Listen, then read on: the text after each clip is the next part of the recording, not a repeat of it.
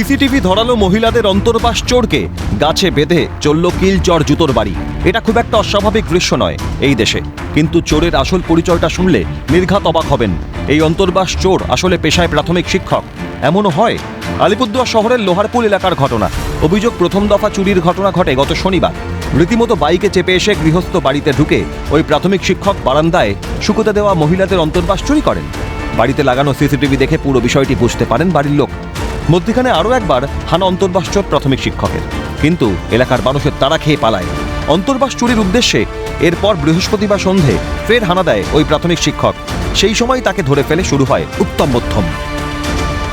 গত শনিবার আর কি 6 তারিখ, গত শনিবার রাত্রি 8টার একটু পরে হয়তো হবে, 8টা 3 হবে। যাই হোক, দুজন ছেলে আসছে, দুটো বাইক নিয়ে এখানে দাঁড়ানোর পরে তারপরে একজন দেখি এদিক তাকিতি করতে করতে ভেতরে ঢুকলো। ভেতরে গিয়ে ঢুকে একবার তাকিতি করে ওইদিকে তাকিতি করতে করতে ওখান থেকে ভেতরে ঢোকার পরে কি অন্তর্বাস ওখান থেকে নিয়ে আবার আসলো, এসে আবার ঢুকে আবার আসলো, 3বার পরপর নিয়ে তারপরে এদিক তাকিতি করতে করতে তারপরে এখান থেকে দুজনে বাইক নিয়ে এদিকে চলে গেলো। এদিকে শুনলাম অভিযুক্তের শাস্তি চেয়েছেন স্থানীয় কাউন্সিলর।